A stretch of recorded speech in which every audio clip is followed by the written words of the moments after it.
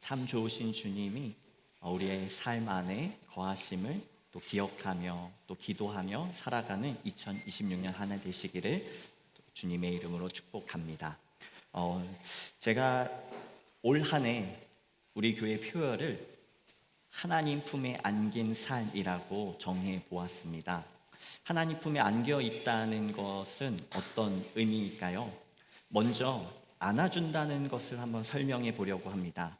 우리는 종종 누군가를 안아주기도 하고 또 누군가에게 안기기도 합니다. 안아준다는 것은 단순한 어떤 행동이 아니라 상대방을 향한 위로와 격려 그리고 사랑이 담긴 행동이지요. 여러분 혹시 이제 여기 부모님들이 많이 계신데 부모님들 중에 아이들이 하원할 때 이제 데리러 가면 아이들이 달려오는 것을 경험해 보셨을 거예요. 혹은 퇴원이 아니라 퇴근하셨을 때 집 앞에서 집 문을 열자마자 아이들이 달려오는 그 기쁨을 경험해 보셨을 거고요. 혹은 이제 아이들이 이제 더 이상 너무 커버려서 더 이상 그런 행동을 하지 않고 이제 들어왔을 때 얼굴이라도 마주쳐주면 다행인지도 모르는 또 나이인 아이들을 양육하시는 분들도 계시겠죠. 그럼에도 불구하고 누군가를 안아주고 또 누군가에게 안긴다는 것은 참 행복한 일입니다. 그래서 우리는 가족이나 친구들을 안아주기도 합니다. 특별히 위로와 격려가 필요한 사람들이라면 더 그렇게 안아주는 것이죠. 안아준다는 것은 말로 표현하지 않아도 내가 당신 곁에 있습니다. 당신은 혼자가 아닙니다. 라는 말을 전해주는 것입니다. 여러분들께 한번 여쭤보려고 합니다. 여러분들은 여러분을 안아주는 분들이 계십니까? 네. 여러분들 중에 꼭 여러분을 안아주시는 분들이 계셨으면 좋겠어요. 네. 그리고 여러분이 누군가를 안아주는 사람이 되셨으면 좋겠습니다. 왜냐하면 안아준다는 것은 우리가 함께 있다는 것이고 함께 걸어가고 있다는 것이고 함께 살아가고 있다는 것을 의미하기 때문입니다. 그런데요, 만약에 하나님께서 여러분들을 안아주신다면 어떨까요? 창조주이시며 온 세상을 다스리시는 또 전능하신 하나님께서 우리를 안아주신다면 이것보다 우리에게 더 위로가 되고 격려가 되고 힘이 되는 말씀은 없을 것입니다. 이것이 바로 오늘 제가 여러분들과 나누고 싶은 하나님 품에 안긴 삶입니다. 특별히 오늘 본문 로마서 8장을 통해 하나님 품에 안긴다는 것, 하나님께서 안아주시는 삶에 대해 말씀을 나누려고 합니다. 오늘 본문을 살펴보면 하나님이라는 표현보다 어떤 표현이 반복되고 있죠? 성령이라는 표현이 반복되고 있습니다. 그러니까 오늘 본문은 하나님이라는 표현보다는 성령 하나님에 대해서 설명하고 있는 거예요. 여러분 성령님 잘 아세요? 성령님이 어떤 분이시냐면요, 예수님께서 하늘로 올라가실 때에 제자들에게 말씀해 주셨습니다. 내가 하늘로 올라가면 나를 대신하여 너희에게 성령을 보내시겠다고요. 그 성령이 비록 예수님은 제자들을 떠나갔지만 예수님을 대신하여 그들과 함께 있을 하나님이시라고 설명을 해 주셨습니다. 그런데 우리가 이 성령이라는 이름을 들으면 어떤 이미지가 먼저 떠오르나요? 강력한 역사와 힘을 가진 성령을 떠올립니다. 죽은 자를 살리고 아픈 자를 고치시고 어떤 기적을 행하시는 성령 하나님을요. 물론 성령 하나님께서는 실제로 그러한 능력을 가지고 계시고 지금도 그 능력을 나타내고 계십니다. 그럼 오늘 본문을 다시 한번 같이 읽어보겠습니다. 26절 말씀입니다. 시작.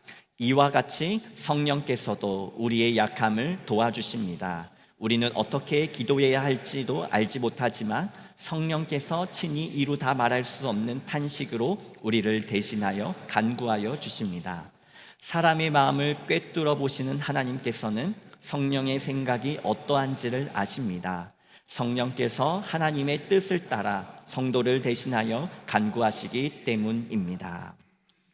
오늘 본문이 성경이 말하는 성령님은 강력한 역사와 힘을 가진 성령님이시기도 하지만 동시에 오늘 우리가 함께 찬양한 고백처럼 따스한 성령님이십니다.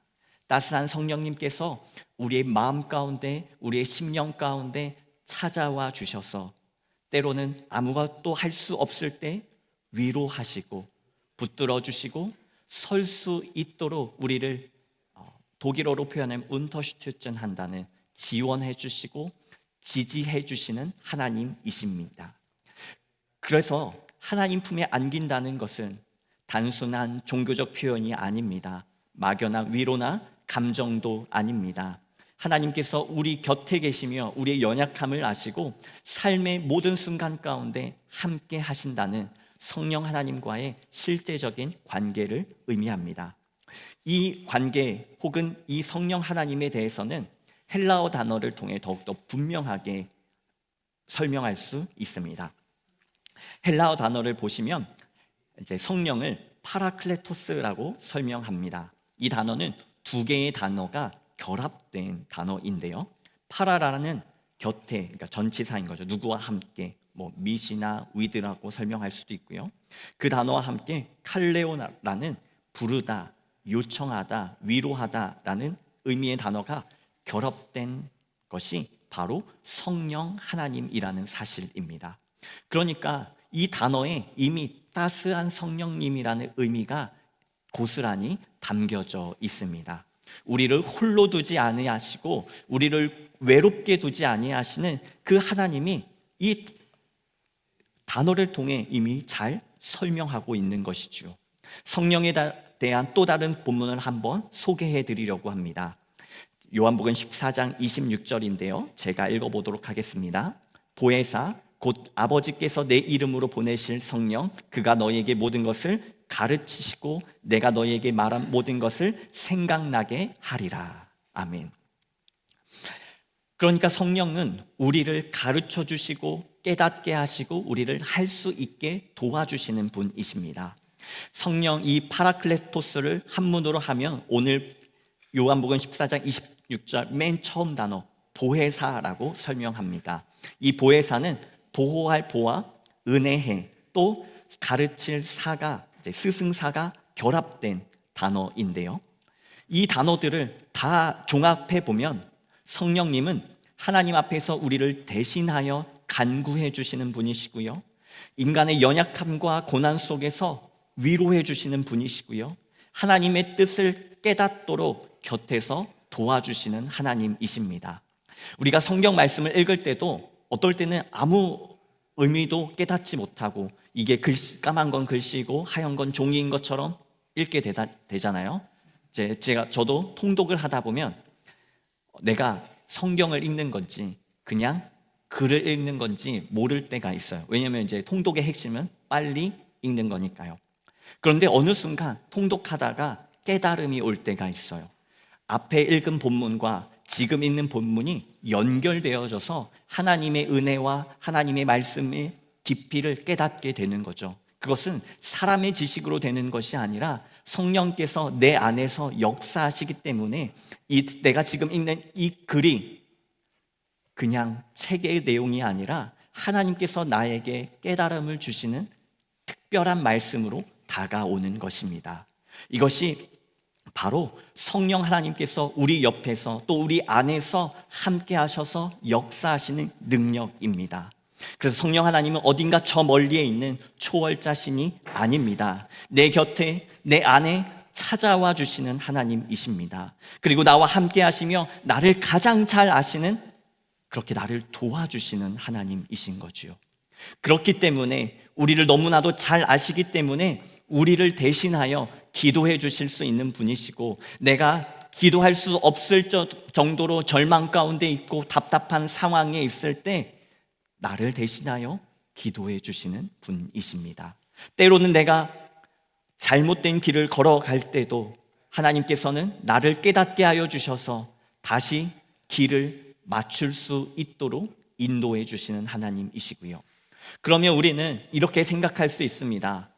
그러면 이 파라클레토스, 성령이라는 단어는 교회에서 만든 단어겠구나. 아니요, 그렇지 않습니다. 이 파라클레토스라는 단어는 교회에서만 사용된 단어가 아닙니다.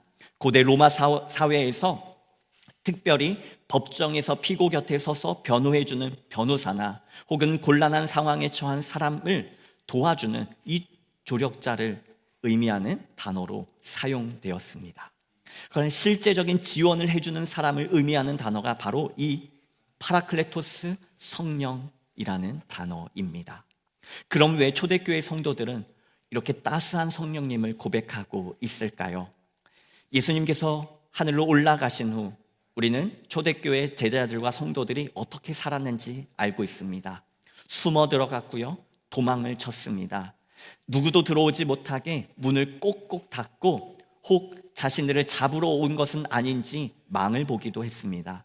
그러니까 그들의 삶은 두려움과 초조함, 조급함 가운데 살아갔던 것이죠. 그런데 이들이 잊었던 것이 있습니다. 바로 예수님께서 하신 말씀, 내가 하늘로 올라가면 나를 대신하여 성령을 보내주시겠다는 말씀인 거죠. 그래서 예수님께서도 제자들에게 이렇게 말씀하십니다. 어찌하여 가만히 서서 하늘을 쳐다보느냐? 내가 너희에게 약속한 대로 성령을 보내주겠다. 그래서 너희는 모여서 기도하라.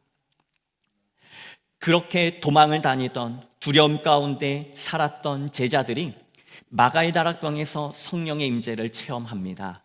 성령의 임재 가운데 그들은 죽은 자를 살리고 병을 고치는 능력을 얻은 게 아닙니다. 하나님께서 함께 해주시는 위로를 얻었습니다. 나의 절망 가운데, 두려움 가운데, 아무것도 할 수 없는 이 상황 가운데 하나님이 함께 계신다는 그 위로를 얻었고 회복을 경험했던 것입니다. 제자들에게 가장 필요했던 복음의 능력, 그리고 소명에 대한 회복, 그것이 바로 성령의 임재를 통하여 얻어진 것입니다. 그리고 그 이후에 목숨까지도 내놓을 수 있는 사명자의 삶을 살았던 것입니다. 실제로 야고보는 순교했고요, 또 베드로도 십자가에 거꾸로 매달려 숨을 거두었습니다.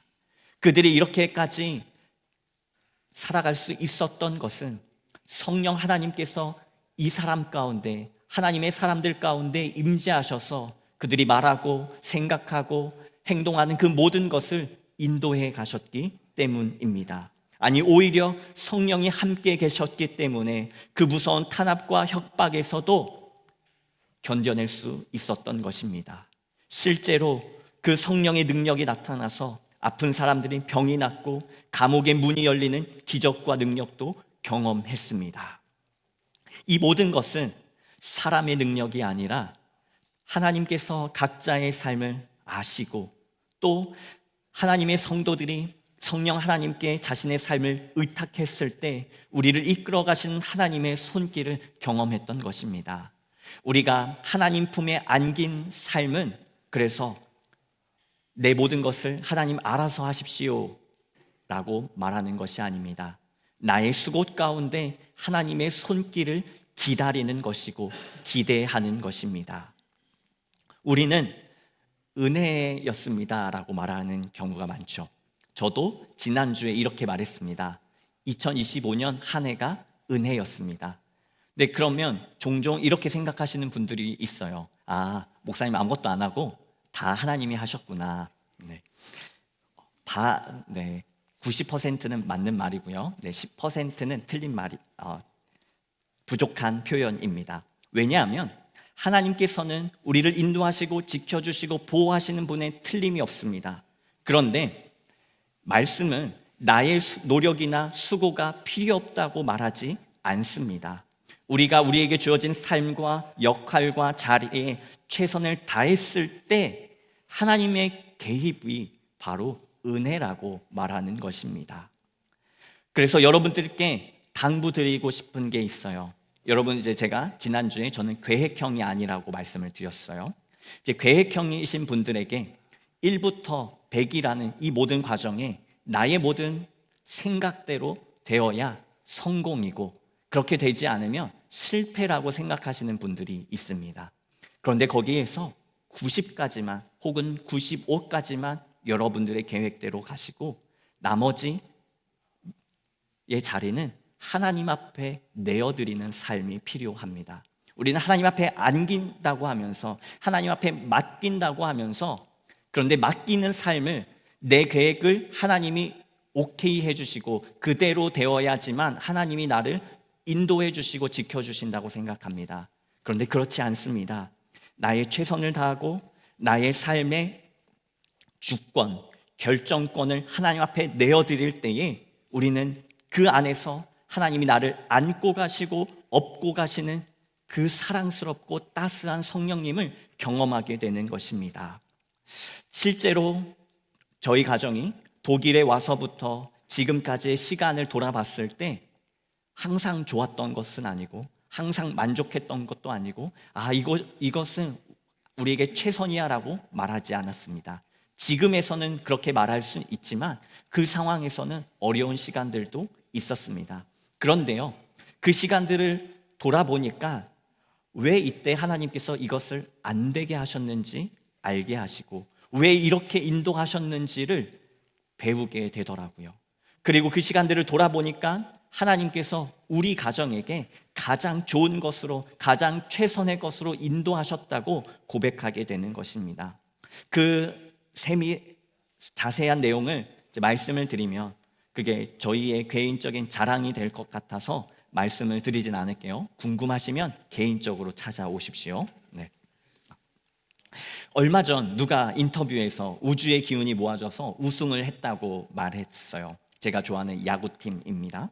그런데 성령님이 함께 하시면 우주의 기운이 모아져서 일이 저절로 되는 그런 것이 아닙니다. 하나님께서 우리와 함께 하시기 때문에 그렇게 됨으로 감사하고, 그렇게 되지 않아도 감사할 수 있게 되는 것입니다. 왜냐하면 하나님의 따스함이 이미 우리의 삶 가운데 임재하셨으니까요. 그래서 우리는 하나님께 나의 삶의 주인 되심을 내어드려야 합니다. 그리고 하나님을 의지해야 합니다. 그리고 그 가운데 우리를 이끌어 가시는 하나님의 동행하심을 경험해야 합니다. 그것이 바로 파라클레토스 성령 하나님이십니다. 여러분 지금도 기도 제목 있으시죠? 여러분의 기도 제목들 우리가 보통 3개만 쓰지만 그 이상도 많으시잖아요. 그리고 그 기도 제목 가운데 더 사람들에게 오픈할 수가 없어서 자세하게 못 쓰는 기도 제목도 있으시잖아요. 그런데 그 기도를 주님 앞에 맡겨드리면 주님이 그 기도를 아신다는 거예요. 그 마음을 아신다는 거고, 우리가 하나님을 의지하고 하나님 앞에 맡기며 살아갈 때에 우리를 그 길로 우리가 생각하지 못한 방법으로 뛰어넘게도 하시고, 그리고 가장 좋은 결과들을 허락하시며 인도해 가신다는 사실입니다. 혹 여러분들이 2025년 한 해에 너무 지치셨습니까? 너무 기다렸던 일들이 있었는데, 너무 바랬던 일들이 있었는데 그게 내 계획대로 되지 않아서, 내 생각대로 되지 않아서 답답하고 때로는 하나님 앞에 절망을 경험한 시간이 있으셨습니까? 그런데 그 절망 가운데 얼만큼 하나님을 의지하셨습니까? 그리고 그 가운데 하나님의 임재를 물으셨고 하나님의 뜻을 여쭈며 기도해 보셨습니까? 우리는 그 길을 홀로 지나왔다고 생각했지만 그 길을 되돌아보면 발자국은 한 사람의 발자국만 있었을 것입니다. 바로 하나님께서 우리를 안고 가신 하나님의 발자국이요. 만약 하나님이 계시지 않으셨다면 우리가 그 고난의 길을, 절망의 터널을 쉽게 혹은 어렵더라도 그냥 지나쳐 올 수가 없었을 것입니다. 주님의 손이 우리를 붙드셨기 때문에 우리는 그 시간마저도 지나올 수 있었던 것이지요. 말씀을 정리하겠습니다. 우리가 한 가지 기억해야 할 것이 있습니다. 내 삶의 최종 결정권을 하나님 앞에 맡겨드리며 하나님의 품에 안기는 2026년이 되기를 소망합니다. 여러분이 그렇게 살아보시기를, 결단해 보시기를 주님의 이름으로 권면을 드립니다. 우리가 하나님에 맡기는 삶을 어쩌면 목회자나 신앙이 좋은 사람만 할 수 있다고 생각합니다. 아니요, 그렇지 않습니다. 예수 그리스도의 이름을 부르고 예수 그리스도의 이름을 믿으며 그 예수 그리스도께서 오늘도 나를 붙들어 주실 것을 기대하는 모든 사람에게 하나님의 능력이 나타나고 하나님의 찾아오심이 경험되어지는 것입니다. 그 하나님의 찾아오심이 저와 여러분의 삶에 넉넉하시기를 주님의 이름으로 축복합니다. 우리 함께 예수로 사는 인생 찬양하며 봉헌하고 싶은데요, 하나님께서는 말할 수 없는 탄식의 순간에도, 기도조차 나오지 않는 그 절망스러운 시간 가운데서도 우리를 떠나지 않고 곁에 서서 대신 기도하시는 하나님이십니다. 그분이 바로 성령 하나님이십니다. 여러분의 삶을, 여러분의 모든 것을 주님께 맡기십시오. 그렇게 맡기다 보면 하나님께서 우리를 만들어 가심을, 세워 가심을 경험하게 됩니다. 지금도 저는 하나님 앞에 기도하는 것이 있습니다. 하나님, 왜 제가 이 자리에 있습니까? 하나님, 내가 이 자리에서 무엇을 배우기를 원하시고, 무엇을 깨닫기를 원하시고, 무엇을 어떻게 성장하기를 원하십니까? 하나님, 내가 하나님의 마음으로 그 길 걷게 하시고 잘 배우게 하시고 계속해서 세워져 가게 하여 주옵소서. 그래서 하나님의 일을 감당하는 사람이 되게 하여 주옵소서. 그런데 이 기도는 저만의 기도가 아니라 우리의 기도여야 합니다. 왜냐하면 하나님께서 여러분 각자의 삶에 주시는 부르심이 있고 계획이 있기 때문입니다. 그 계획 그대로 감당하시면서 하나님 앞에 온전히 세워가지시는 저와 여러분, 우리 도르트문트 성결교회 공동체 되기를 소망합니다.